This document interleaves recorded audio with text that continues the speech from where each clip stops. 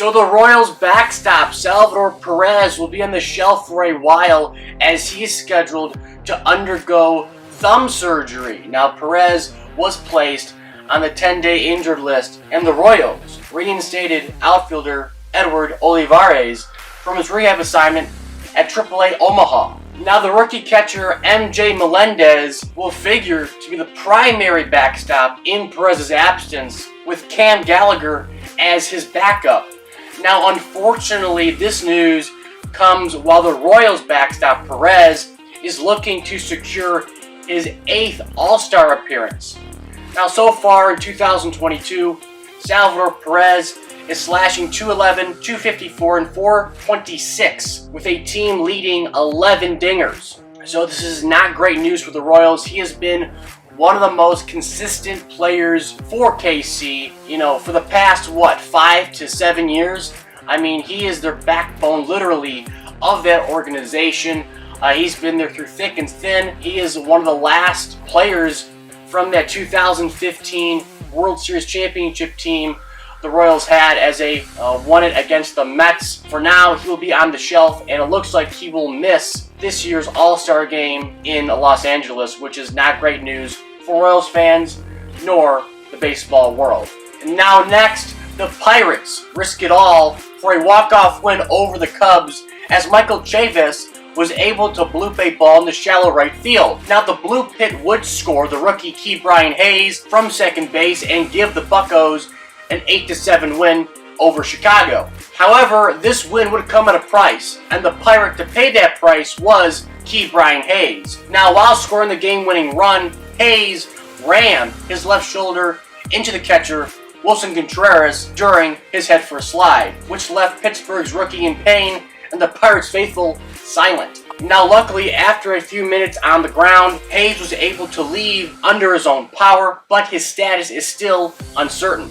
And now, for those of you who may be asking, was it a dirty play by Wilson Contreras? Was he blocking the plate? That answer is no. Now, even the Pirates manager, Derek Shelton, acknowledged that there was no malintent on the Cubs nor Wilson Contreras' part. Shelton said this directly. He says, it was an aggressive baseball play. It was an aggressive slide by Key.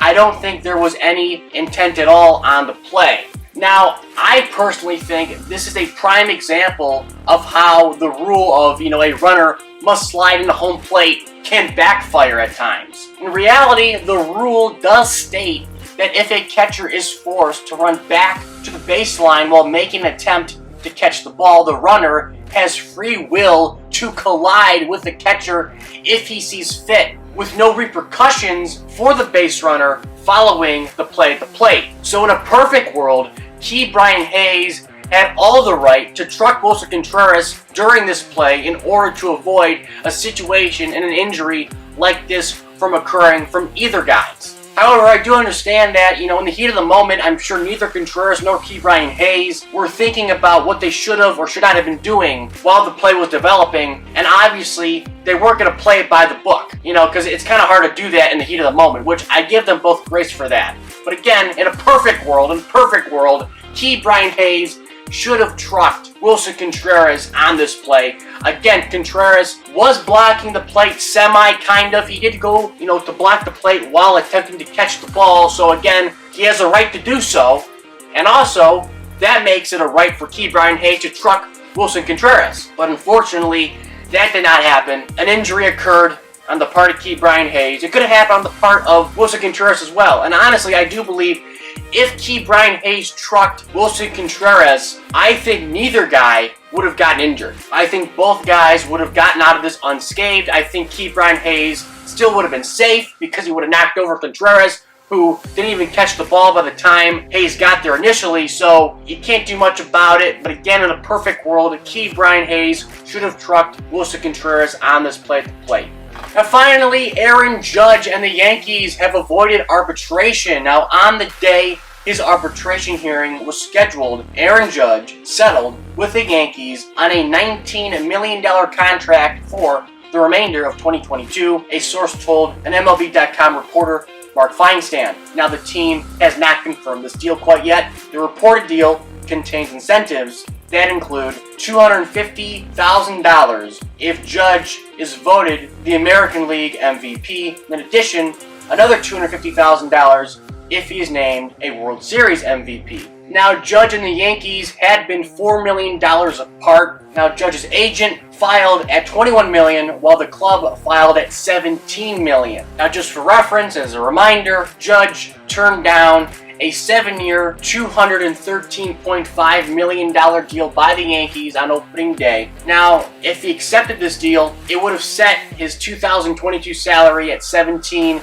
million. Now, it's kind of funny if you think about it, because he got an extra $2 million just via arbitration. So that just tells you how good Aaron Judge is doing this year. And it tells you how smart him and his agent are to reject the $213.5 million deal prior to the start of the season. So, in my mind, I think the Yankees have to sign him up. You cannot let this guy go. You're already paying him $19 million for 1 year. Give him what he wants. Give him $300 million. If that's going to keep him in New York, give him the $300 million. Now, of course, I know I might be hypocritical as I say this, because I'm always the one who's thinking, maybe it's time to avoid giving guys huge contracts, because most of the time, the minute the player signs the deal, the first year of the new deal, the player sucks. I mean, you see it with Javier Baez, most notably, even Trevor Story in the early going, Carlos Correa to an extent. So there are concerns when you sign a guy to a massive deal. The good thing is you have him locked up for 5 to 6+ years. So that's a good thing. But again, the way baseball has been going,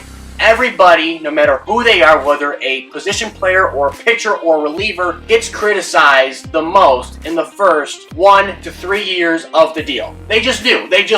If Aaron Judge signs a $300 million extension with the Yankees, and in the first year of the deal, he struggles, he's not hitting well, the power's down, the average is down, the OBP is down, he's not producing, he's not driving in runs, he will hear it from the Yankee faithful. That's just the way it is. It happened when Giancarlo Stanton came to the Yankees. His first couple of years, he struggled mightily, struck out a lot, wasn't producing, the home runs were down. The Yankees fans gave it to him. The Yankee fans may love him now, they may think he's a god, but the minute he signs a big deal with the Yankees, and if he struggles, the first 1 to 3 years, I guarantee you, mark my words, Yankee fans will want him out of New York. It's just the way it is. That's the way every fan base should be. I do not criticize the Yankee fans for doing so if that were to occur.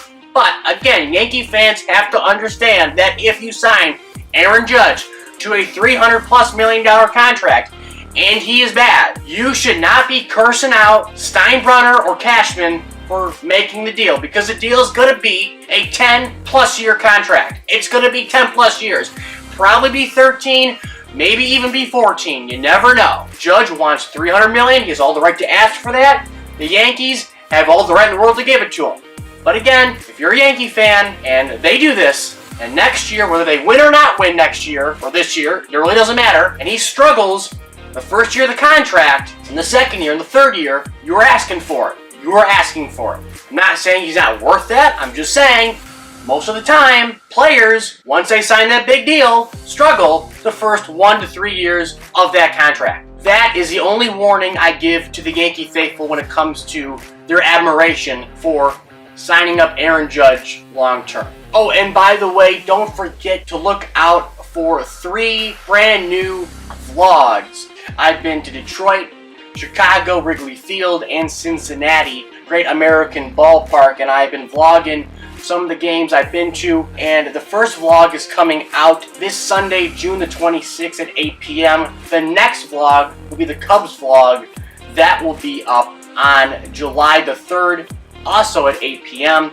And finally, the last vlog from Cincinnati will be up July the 10th. Again, that is another Sunday, and that will be also up at 8 p.m. Eastern Standard Time. So do not forget to look out for those great videos coming your way here on MLB Chatterbox really soon. And with that, hope you guys enjoyed, and as always, I will catch you later.